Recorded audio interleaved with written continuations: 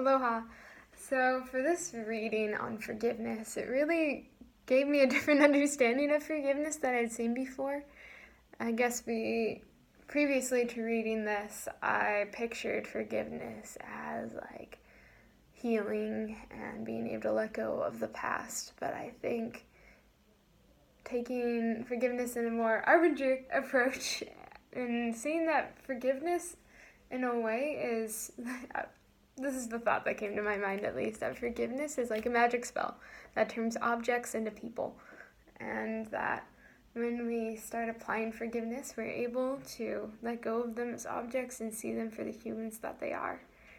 Something that Brother Ford talked about that touched me was about how when we're out of the box with someone and someone is still in the box, and we are able to look at them from the outside, we can more recognize we know what they're going through. I know what it's like to be in that collusion cycle. I know what that feels like to be angry, and we're able to see the humanity in them and even see ourselves in them a little bit. That way we can love them more fully and recognize what we need to do to help.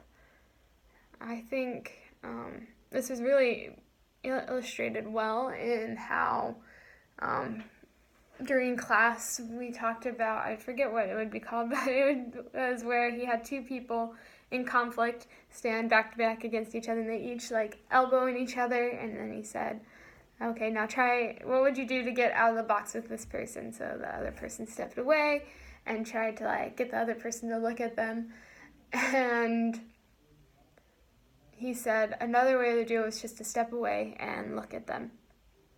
And I think that it's just a powerful way to learn how to forgive someone, is to look at them, to really see them, to take away our own personal biases. And I think that's really hard with forgiveness, to be able to not think that what you're doing, when you really look at them, you're not condoning their actions. You're not saying what they did was okay, and you're not letting them back into your life, but you stepped away and you're able to see them, a person there.